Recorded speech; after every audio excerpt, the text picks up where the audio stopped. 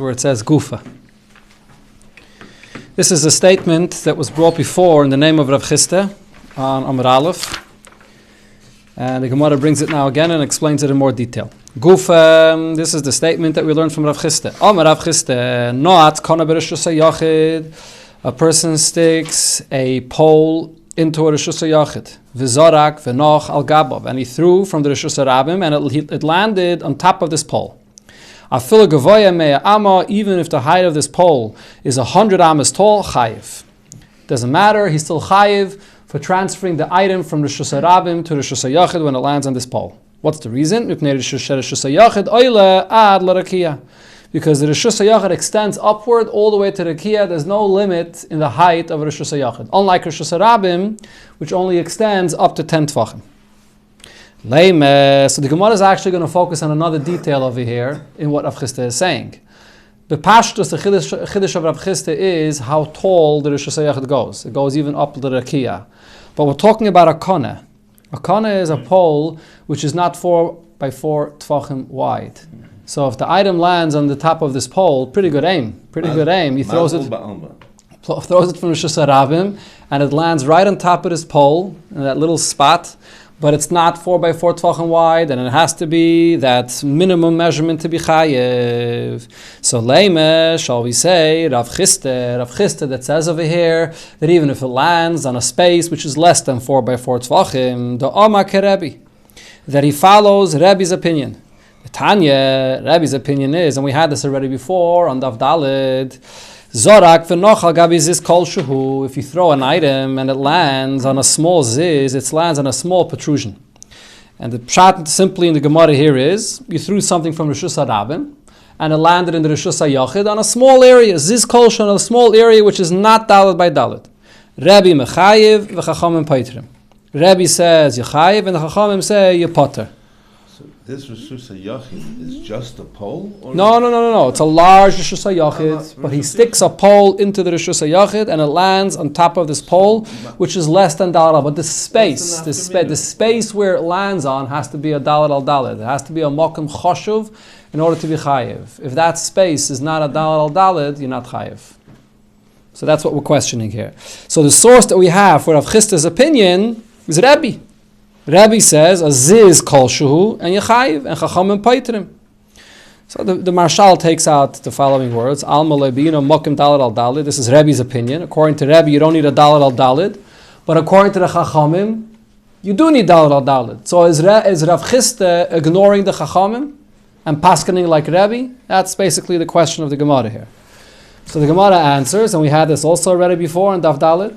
Omar Abaye, so Abaye explained, we're talking about something completely different.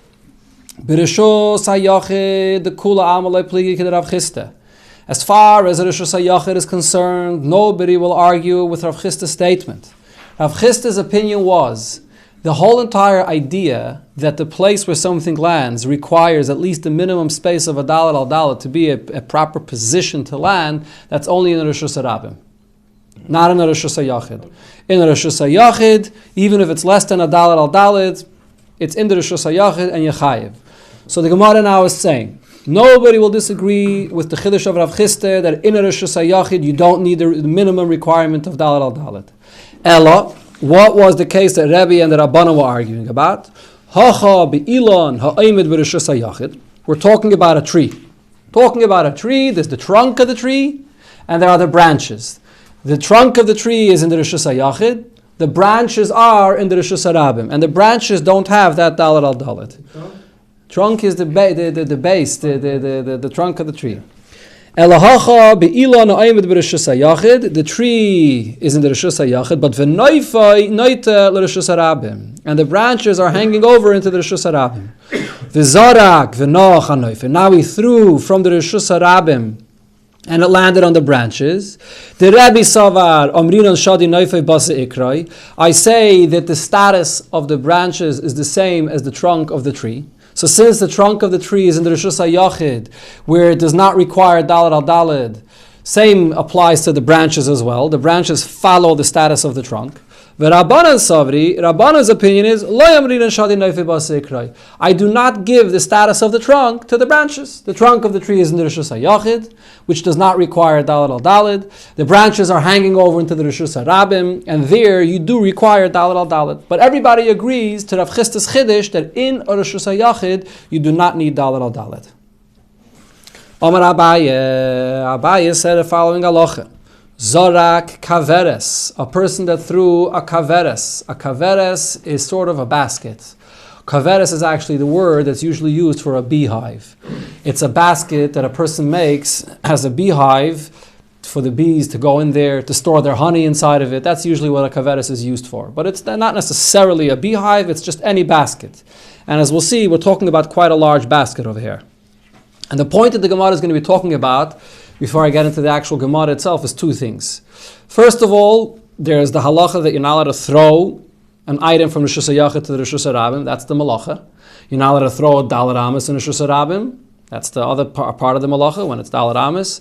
But it's only if you're throwing an object. If you're throwing an object that's large enough to qualify, to be considered a Rishus for itself, you're not throwing an object. You're throwing an object which actually is a reshus. You're throwing a domain itself from one place to another. Then you're not chayiv. Why not? Because you're only chayiv for something that's similar to the way it was done in the Mishkan. In the Mishkan, what were they throwing? The whole Indian of Eitzah, when they were throwing in the Mishkan. The people that were weaving the yiriyos were throwing the machtin. They had these little pins and whatever materials they were using that they were throwing to each other. So they were throwing objects to each other. They weren't throwing large objects that were large enough to have a status of a reshus for itself. So if you throw an object large enough to be a reshus for itself, there's no chiyuv. That's one point that the Gemara will make over here. The other point is, going back to the klal, a reshus harabim does not extend above 10 tvachim. So anytime you throw an object and it lands in the reshus harabim, but part of the object sticks out above 10 tvachim, so it's not fully in the reshus harabim. Part of it is above 10 tvachim, part of it is not in the Rishus HaRabim. So let's see now inside. Zara kaveres l'Rishus HaRabim. So you throw this basket into the Rishus HaRabim. Gevo yoyod, if the basket is tall 10 tvachim, ve'eino rechava vav, and it's not wide 6 tvachim, chayiv. So then you're chayiv. But rechava vav, if it's wide 6 tvachim, then potter. Then you're going to be potter. How does this number of 6 tvachim come in over here? L'chayre, usually, what would make something a domain for itself, to be a Rishus HaYachid for itself? 10 tvachim high and 4 by 4 tvachim wide. So Rashi over here explains Barichis that this basket we're talking about is round. It's a round basket. So a round basket, in order... Pi r squared. Yeah, okay, something like that. I can't tell you the exact English terminology for this, but the point is very simple. In order for something to have the minimum requirement of a Rishus HaYachid, it has to be 4 by 4 tvachim wide as a square. So if you have something which measures, if you have a circle that measures 4 by 4, if you're going to measure the width or the length, it's going to be 4 by 4, but on the corners, it doesn't have that width. Right. So how do you get a circle that's large enough that it could accommodate a square that's 4 by 4 tvachim wide? So Rashi says the measurement is 1.4 times the width is going to be that measurement to get the square into the circle. And the reason is very simple. You take the square, when you want to measure the square, you have to measure it diagonally. In order to get the longest measurement of what this square contains, you go diagonally, not across. So when you go diagonally, whatever that measurement is diagonally, which is going to be 1.4 times the measurement straight across, that's the size that the circle is going to have to be in order to have a square of 4 by 4 tvachim fit inside. So over here, it's actually going to be less than 6 tvachim. Even though the Gemara says 6 tvachim, but Rashi says that really it's 5.6 tvachim.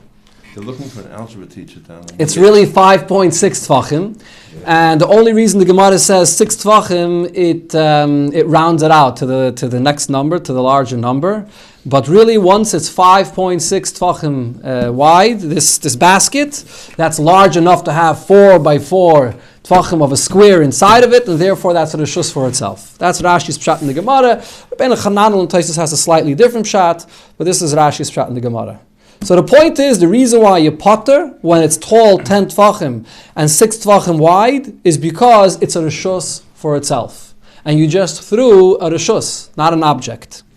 Rava argues and says, even if it's not, doesn't have that full width of 6 tvachim, potter, you're still going to be potter. My time, even if it's less. Why? Because when you throw this item, if it's 10 tvachim tall, it's impossible that there shouldn't be some slivers of the basket. It's made out of material, whatever kind of reeds it's made out of. There's going to be some material, some slivers of this material that sticks out above 10 tvachim. So when it lands in the Rishus Harabim, there's a small part of it that sticks out above 10 tvachim. So it didn't fully land in the Rishus Harabim. Okay, so therefore he argues and he says, as long as it's 10 tvachim tall, you're going to be potter. For a different reason, because it didn't fully land in the Rishus Harabim. Now the Gemara says another halacha. This is l'kul alma. Not only that Abai and Rava agreed to this. Kafa al piyah. If you take this basket and you turn it upside down. Okay, so the bottom of the basket is on the top and the opening, the rim of the basket is on the bottom. So what happens now? And you throw it in that position and it lands upside down in the Rishus Harabim. So now the Gemara says, Shiva umashu. You don't even need the height of 10 tvachim. If it's a Shiva mashuhu, if the height of this basket is 7 and a tiny drop, then chayiv. Then you're going to be chayiv when it lands. Shiva umechza, if the height of this basket, when you're throwing it and it's landing upside down, is 7.5 tvachim, then you're going to be potter, then you'll be potter. What's the reason? So Rashi over here explains, the reason is because we apply the concept of lavud. The concept of lavud is, if you have a mechitza, and the mechitza, like by a sukkah, if you have a mechitza that extends down and doesn't reach all the way to the ground, if it reaches within 3 tvachim to the ground, we consider that mechitza to be fully extended and closed. So the same thing applies over here. If you have the basket is upside down and the basket has the mechitzas, the walls of the basket, as the basket is landing and it reaches within 3 tvachim of the ground, we consider it as if those walls of the basket are extended all the way downward, and even before it lands, it's as if it already landed. So if it's 7 tvachim and a mashuhu, so then as it enters into the mashuhu, lavud, to the ground, that's when it's considered to be landed. But at that point, there's no part of the basket that sticks out above 10 tvachim. It's all below 10 tvachim. But if it's shiva umechza, or really not only umechza, as Rashi says, even a little bit more than a mashuhu, so then when it's as if it's landed, there's something that's sticking out above 10 tvachim. So if it's landed and part of it is sticking out above 10 tvachim, it did not fully land in the Rishus Harabim. So you're going to be potter. When you say lavud the way it comes out regularly? No, so here's the point. The rule of lavud, as Rashi explains over here, is only applied when the basket is upside down. When the basket is upside down, we say the concept of lavud for the walls of the basket. That the walls of the basket, it's as if it's closed, even though it doesn't extend yet fully downward. But the bottom of the basket, if it's thrown and the bottom of the basket is landing, so over there's no lavud. We're not talking about a lavud over here that applies to when something is near the ground, it's as if it landed. That lavud doesn't apply over here. The lavud that applies over here is the lavud of the walls. Just like by the walls of a sukkah, when it's a bit open and it's as if it's fully covered, the lavud that's applied over here is only for the walls. So if the walls of the basket are at the bottom, then we apply the lavud. If the bottom of the basket is at the bottom, so then the lavud does not apply. Okay, let's see inside. Rav Ashi argues. Rav Ashi Amar, Afile Shiva Umechza Chayev. Even if it's Shiva Umechza, it's 7.5 tvachim tall, you still chayiv, even though l'chayre there's a concept of lavud. Rav Ashi says we do not apply lavud in this case. Why not? My time, mechitzais l'toichan asuyais. The mechitzais of this basket are made to contain something inside. Let's go back to the example of a sukkah. When you have the walls of a sukkah are a wall. So over there, the concept of lavud is applied. The wall is supposed to be a wall to block from outside to inside. So if it's not fully blocked, there's a little bit open on the bottom, Lovett says it's considered as if it's closed. When you have walls of a basket serves a different purpose. It's supposed to contain something inside. Rashi over here says, we're talking about a kavera, so we'll assume that it's made for honey. It's made to store honey inside. It's not simply walls, it's a storage space. The concept of lavud is only applied to freestanding walls, not to a wall of a basket that's made to contain something inside. So therefore, lavud is not applied. So only if it's 10 tfachim high or a bit more than 10 tfachim high, and when it lands, it's sticking out above the Rishus Harabim, then you pater. But if it's not more than 10 tfachim high, then you're not going to be pater. Omar Ule said, Omud Tisha Berishos Harabim. When you have a post that's 9 tfachim tall in the Rishus Harabim. So this is based on what we learned already earlier on in the Gemara. What happens if you have if you remember, we learned in the Gemara about a levena's kufa. If you have a brick that's in the middle of the Rishus Harabim. What's the halach of a brick in the Rishus Harabim? As long as it's below 3 tfachim, people step right over it. So it's part of the Rishus Harabim. If it's above 3 tfachim, anywhere between 3 tfachim to 10 tfachim, so then it's an obstruction in the Rishus Harabim. It's not going to be a Rishus Harabim. If it's above 10 tfachim, so then if it's 4 by 4 tfachim wide, it becomes a Rishus for itself. It becomes a Rishus HaYachid. But here, Ula is machadash an interesting thing. A post in the Rishus Harabim, Tisha, which is exactly 9 tfachim tall, but Rishus Harabim, in middle of the Rishus Harabim, Verabim mechatfin olav, and many people use it to position their packages in the right place. V'zorak v'nochal gabav, and you throw from Rishus HaYachid and it lands on there, or you throw 4 amis in Rishus Harabim and it lands on that post. Chayiv, you're chayiv. What's the significance about the height of a post that's 9 tfachim tall? My time, and what's the reason? Pachas mishloisha, if you have anything in the Rishus Harabim that's below 3 tfachim, midris dar silay rabim. People just step over it. Mishloisha v'atisha, if from 3 tfachim to 9 tfachim, loy midris dar silay, that people cannot step over it, but v'loy chetufi mechatfi. People, it's also not the right height for people to be able to use it to position their packages. It's a little bit too low. It's not comfortable for people to use to position their packages on it. Tisha, the exact height of 9 tfachim, Ula was Mishayir, the exact height of 9 tfachim, Vadai Mechatfi Ilavei. That's the height of a post that people can use to easily put their packages on it, to position it, to be able to continue going further. So, but 3 and 9 will have a din of a Carmelis. It's not going to be part of the Rishus Harabim. It'll probably have the din of a Carmelis, correct? So just to add 2 details to this, the Alter Rebbe brings us in Shulchan Aruch that when it says here Tisha, Rashi says Tisha means exactly 9 tfachim. No more, no less. So you have to measure it exactly 9 tfachim. The Rosh says from 9 to 10 tfachim. Once it's 10 tfachim, then it's already above the Rishus Harabim. But anywhere between 9 and 10 tfachim. Alter Rebbe brings both opinions in the Shulchan Aruch.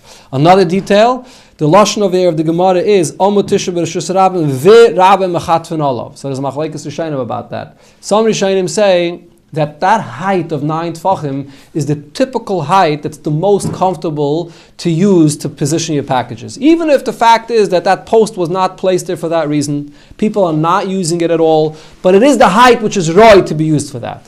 But the Alter Rebbe Shulchan Aruch brings the shita of the Raivid that says that it has to actually be a post in the Rishus Harabim that people use it for that purpose. The post is down. Maybe lav dafka. Maybe yeah, maybe not lav dafka. It doesn't matter. Not. Let's say it's not. But the point is, it has to be a post that people actually use to position their packages on it. And at Kanira and Molig Zeiten in the streets, they had these posts to help people position their packages as they're working. Today we have rest areas for people to stop in the middle of the road, and then they had these posts in the middle of the Rishus Harabim for people to position their packages, and people actually used it that way. And therefore, it's part of the usage of the Rishus Harabim. Now the Gemara continues and says a similar thing. How about Amalei Abayel Rav Yosef Guma Mai? How about if you have a ditch in the Rishus Harabim? Would you apply the same thing? That if it's going to be less than 3 tfachim, it's part of the Rishus Harabim. Anywhere between 3 and 10 tfachim is already too deep, it's not part of the Rishus Harabim. But maybe 9 tfachim deep, maybe we could apply the same concept and say that that's an area that people store their packages in there temporarily as they're traveling. Just like people need an area to position their packages, so people also while they're traveling and have to get something done, also need a temporary space to store their packages. Malay, so Rav Yosef said, v'chein beguma. Same thing applies to a guma in the Rishus Harabim, 9 tfachim deep. It will be part of the Rishus Harabim. Rava argues and says, beguma loy. No, we do not apply what Ula said to an amud to a guma. By a guma, I say it's not part of the. It's not going to be part of the Rishus Harabim. My timer, what's the reason? Tashmish al yedei hadachak lo yishmei tashmish. A usage which is not such an easy usage is not considered to be the regular usage of the Rishus Harabim. Kanira, when you have an amud and you have to position your packages, so that's something which is much more easy and direct. While you're walking, you stop for a moment, you position your package, and you continue going. Over here, you have to unload and place it into this guma and find the right position, and then to take it out. It's more of a deichik, it's more of a tirche, and therefore that's not considered to be part of the usage, the regular usage of the Rishus Harabim. So Rav Ada bar Masna asked from the following brayse. What happens if you have a box? You have a large box in the Rishus Harabim. Gavoya, Sara, it's tall 10 tvachim, Rechava, Dalid, and it's wide 4 tvachim. So this is a Rishus for itself. It has the dimensions of a Rishus HaYachid. So you may not carry not from the Rishus Harabim into it, not from it into the Rishus Harabim. If it's less than those dimensions, less than 10 tfachim or less than 4 tfachim, so then metaltalin, you may carry from it into the Rishus Harabim because it's not a Rishus HaYachid. Now, if it's not a Rishus HaYachid because it doesn't have the dimensions of a Rishus HaYachid, shouldn't it be a Carmelis?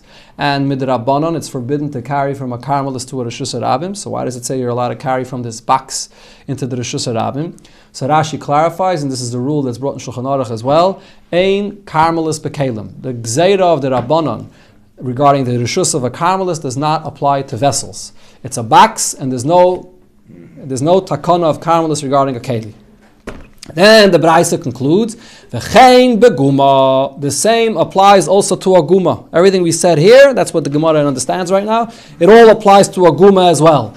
Meaning, the Reisha, just like we said regarding the box, if the guma is 10 tvachim deep and 4 tvachim wide, you can't carry in and out of the guma. If it's less than that, so then you're allowed to. When are you allowed to if it's less than that? Anything less than that, the guma should have a din of a carmelis. Well, how are you allowed to? The only way to explain the v'chein beguma is we accept what Rav Yosef said before, that a guma that's exactly 9 tvachim deep, since people use it to store in it, it's part of the Rishus Harabim. So that's the Gemara's question right now. My love, don't you think when it says v'chein beguma, a seifa? It's going on the seifa where it says it's permitted to carry from the box out into the Rishus Harabim because it's not 4 by 10 tvachim. So the same thing we apply to the guma, and that would only make sense in a case when the guma is 9 tvachim deep. And for the Gemara, not necessarily. When it says v'chein beguma a reisha, it's only going on the reisha. If the guma is 10 tvachim deep and 4 tvachim wide, then the guma is a Rishus HaYachid, and you may not carry from the guma to the Rishus Harabim. But not if it's 9 tvachim. You have no raya from here to Rav Yosef's opinion. Okay, the Gemara is going to try one more braisa to bring a raya to Rav Yosef's opinion.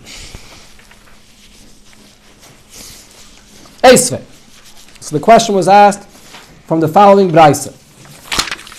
So now here, before I begin reading the braisa inside, what we're talking about over here is the din of Eruvei Tchumen. The din of Eruvei Tchumen, of course, is you're not allowed to walk on Shabbos outside of Tchum Shabbos, which is 2,000 ames. If a person needs to walk further than that distance, what do?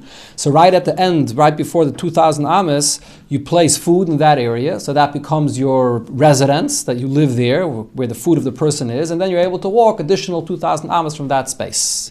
So now you have to figure out where are you going to put your food.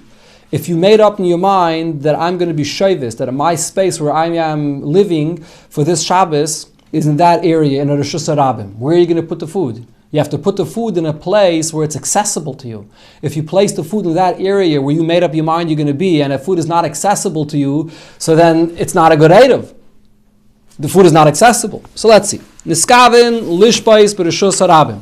Person made up in his mind that he's going to be living, his residence is going to be in a certain area in the Rishus Harabim for his Erev Tchumen.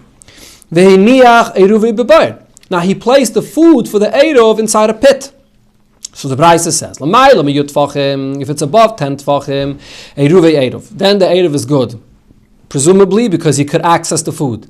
Lamata miyut Tvachim, if it's below 10 Tvachim, ein Eruve Eruv. The Eruv is not good because he can't access the food. So first the Gemara explains the simple pshat of this Braisa. What does this mean? Above 10 Tvachim in the pit, below 10 Tvachim in the pit. Hey Chidami, what are we talking about here? Are we talking about a pit where the depth of the pit is 10 Tvachim? Ulamailo, when it says that he placed it above 10 Tvachim, what does this mean? The daloi v'oisvei. He didn't place the food all the way at the bottom of the pit. He lifted it up. He found a space in the pit above 10 Tvachim, and that's where he placed it. Ulamata, and when it says below, what does it mean? The tasoi v'oisvei, that he put it all the way at the bottom of the pit, below 10 Tvachim. So mali l'mayla, mali l'mata. What does it matter in which section of the pit he placed the food? Either way, if the pit is deep 10 Tvachim, the entire pit has the din of a Rishus HaYachid. And as we know, the Rishus HaYachid goes all the way up to the Rakia. So the whole pit is of a Rishus HaYachid. In any space of the pit where he puts the food, it's in a Rishus HaYachid. So who b'makim echad? His residence is in one place, in the Rishus HaRabim. Ve'eruve b'makim acher. And the food that he's placing there for his Erev is in another Rishus, is in the Rishus HaYachid. And he can't carry out from the Rishus HaYachid to the Rishus HaRabim. Elalav, so rather the pshat over here is beboir the less be'asara. The pshat in the Braisa is when it makes the distinction between l'mayla miyut tvachim and l'mata miyut tvachim. It's talking about the depth of the actual pit itself. If the pit is 10 tvachim deep, it's a Rishus HaYachid. If the pit is less than 10 tvachim deep, so then it could be part of the Rishus HaRabim. When could you have a pit that's less than 10 tvachim deep that's going to be part of the Rishus HaRabim? So the Gemara is now going to say the only way it's possible is if it's exactly 9 Tvachim deep and it's used part of the Rishus HaRabim, like Rav Yosef said before.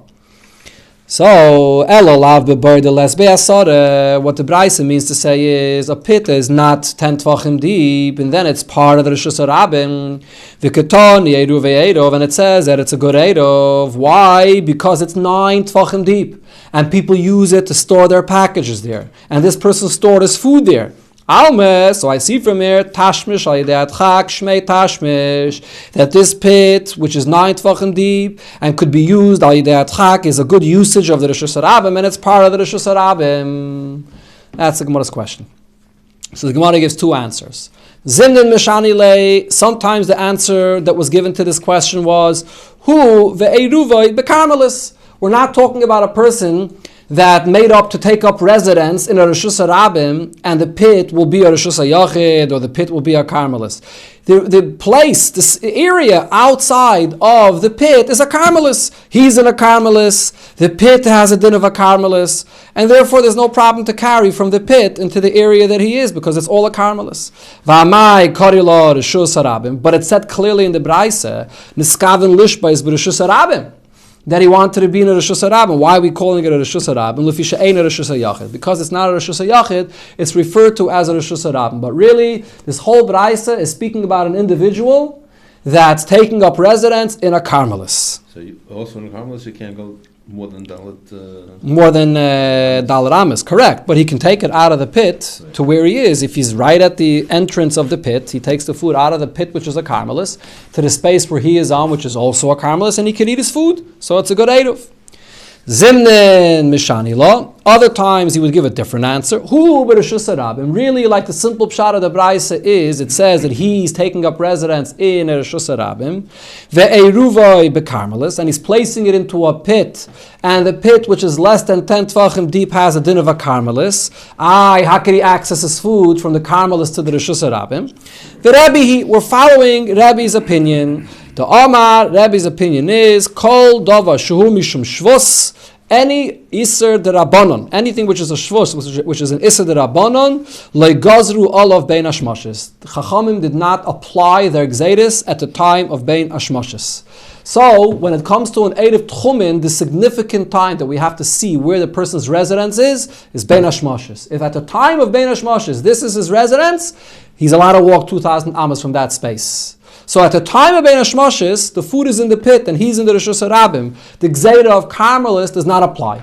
So therefore he could access his food from the bird to make the Eruv. The bear is a Shabbos.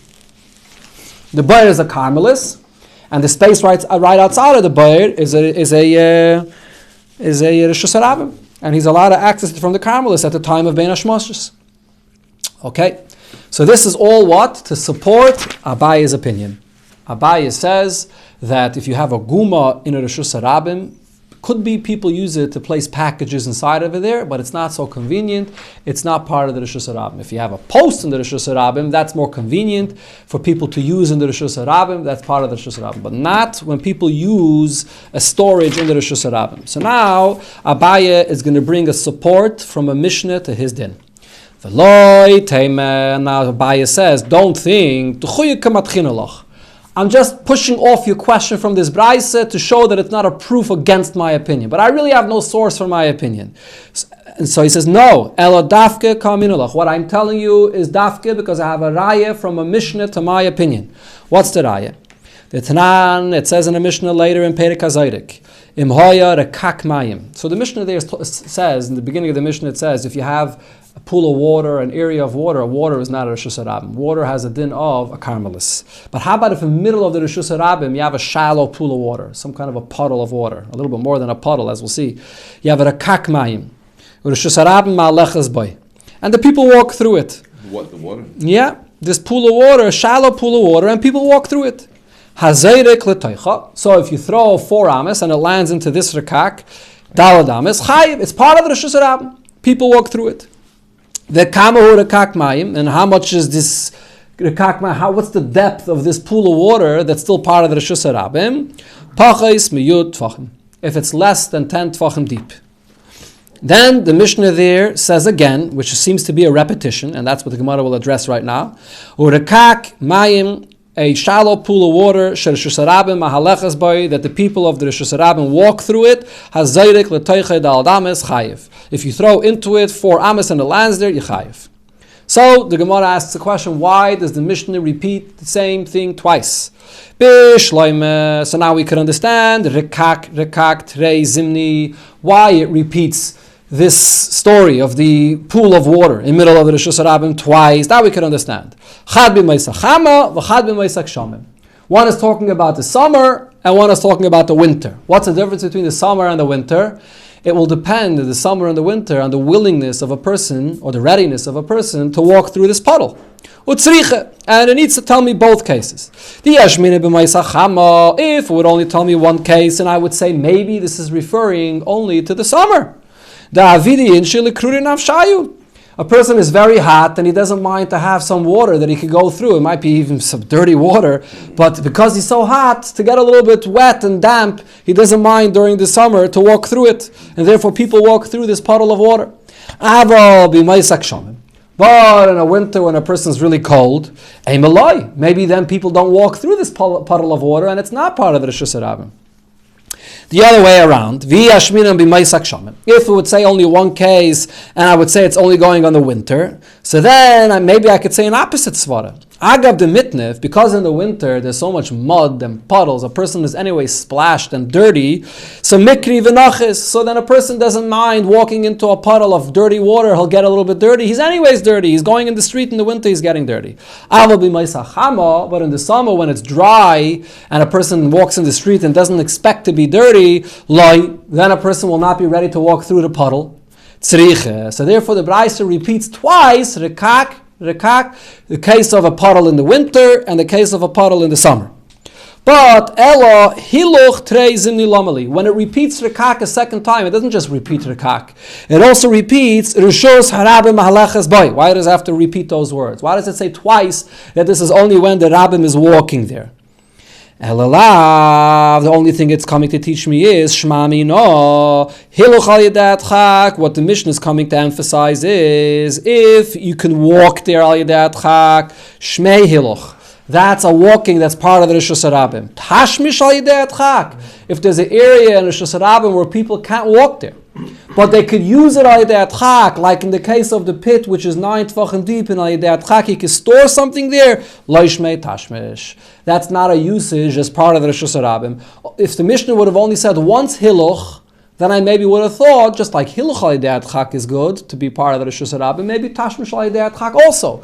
So the Mishnah says it a second time to clarify that only walking in the Reshus HaRabim, and while you're walking, you position your packages, that's part of the Reshus HaRabim. Not an area where you're storing your packages, that's not going to be part of the Reshus HaRabim. Amar Rav Yehuda, the Gemara now says a different halacha, which seems to be unrelated. Amar Rav Yehuda, Hai Zirze Dakani.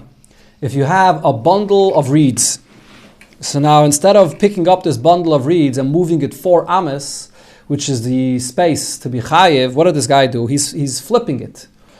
Rama v'zakfe, he throws it down and lifts it up. Right? So in other words, he's not moving the whole thing at once. He picks up one side of it and throws it down, and then picks up the other side and throws it down. So he's flipping it over, and that's how he's moving it from one place to another.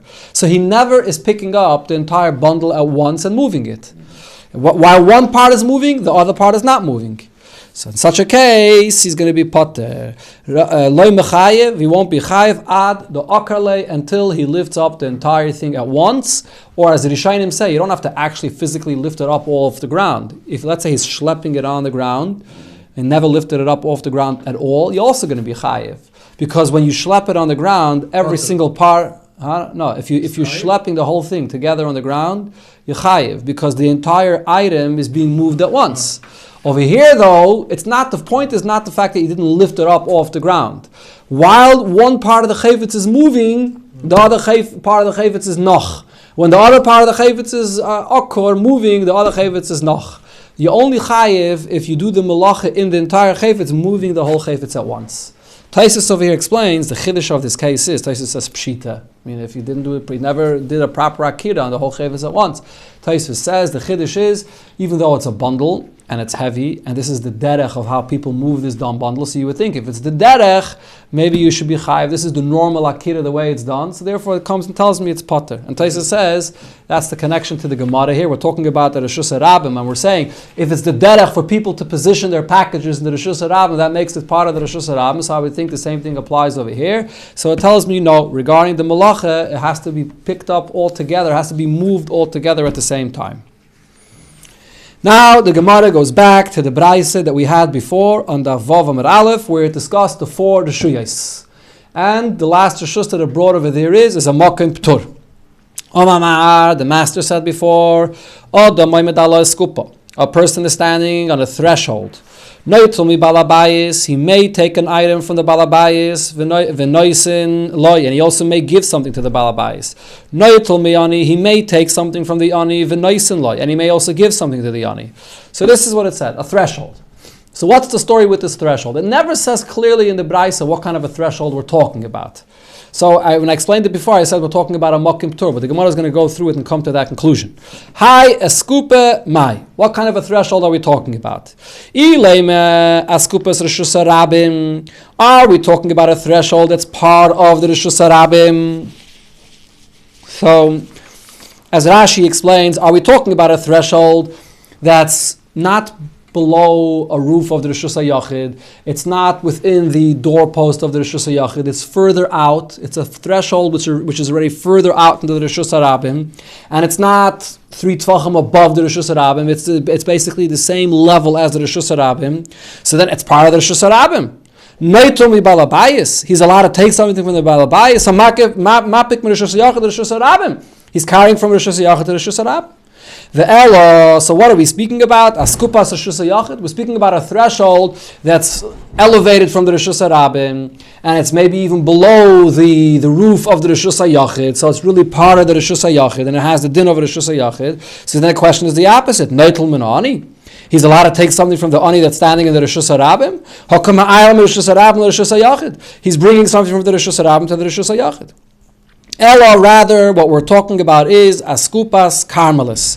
We're talking about an askupa, which is a karmelis. It's not in part of the Reshus HaRabim. People don't walk there. It's not under the roof of the Reshus HaYachid, but it has a din of a karmelis. That's what we're talking about. So it's not here and not there. But the question still remains: Noitel v'noisen lechatchila? Are you allowed lechatchila take from a Reshus HaYachid to a karmelis, or from a Reshus HaRabim to a karmelis? Soif isura miya isa. There's an isa derabanan. Ella, rather, the conclusion is what we're talking about over here is skupa makim p'tur ba'almuhu. This is a threshold, it's a makim p'tur, and why is that? Kagoin the less bay dalet al dalet. Because this threshold does not have 4 by 4 tfachim in its space. And this is the 4th rishus, which the Mishnah, which the Braisa mentioned before, which is a makim p'tur, because it doesn't have the minimum space required of a dalet al dalet.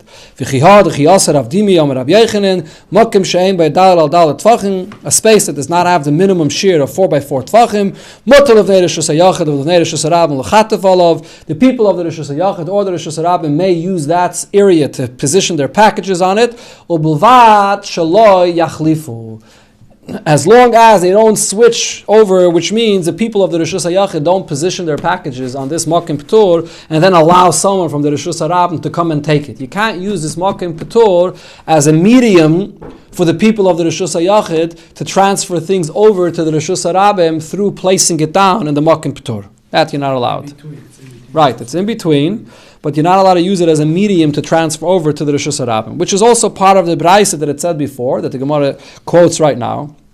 Omamar, it said before in that Braisa, Bulvad shalayito mi balabayis v'noisen la'ani. The person standing on this threshold, which is a makim p'tur, should not take an object from the balabayis and serve as a medium to give it over to the ani. That you're not allowed to do.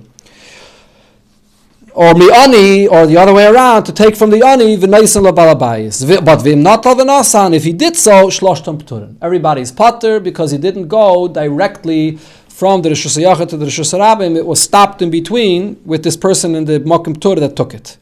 Leime, shall we say, to have it to Yufta that Rave, the statement of this Braise will refute a statement that Rave said. What was the statement that Rave said? Domar Rave, Hamav chayfetz mitchilas dal l'seif dal b'Rishus HaRabim. A person is moving a chayfetz from the beginning of the 4 amas to the end of the 4 amas in the Rishus HaRabim. That's the malacha that you're chayav for. So you know what? This person has a very simple eitzah. Above 10 tvachim, there's no Rishus HaRabim. So all he has to do is make sure that he's being maver the chayfetz, he's holding it in his hand above 10 tvachim. So he's not being maver in the Rishus HaRabim. 10 tvachim is not that high. So he just holds the chayfetz high enough, so he picks it up in the Rishus HaRabim. While he's walking, he's holding it in a makim p'tur, and then when he places it down in the Rishus HaRabim. He never moved the 4 tvachim in the Rishus HaRabim. So Rava says, no, you can't do that. Afa pisha hiviroi derech olav. Even if he lifted it up high enough that while he was moving it, it's not in the Rishus HaRabim, chayev. You're still chayev. Because the chayfetz began at the beginning of 4 amas and you dropped it down at the end of 4 amas. Even if you passed it through a makim p'tur in between, you're still chayev. But what did we say over here? A chayfetz that went from Rishus HaYachid to the person standing in the makim p'tur, and then from the makim p'tur into the Rishus HaRabim, you're potter. So what's the difference? And for the Gemara, the difference is very simple. Hasam loy noch. In the case of the person that's holding it above 10 tvachim, he's moving it above 10 tvachim, but there's no hanocha in midair. So therefore, it's like he's moving it into the Rishus HaRabim. Hacha noch. Over here, there was somebody in the makim p'tur that was standing there, and you gave the item to him, and he held it, and he made a hanocha in the makim p'tur, and then it continued into the Rishus HaRabim. So if there was a hanocha in the makim p'tur, then you potter.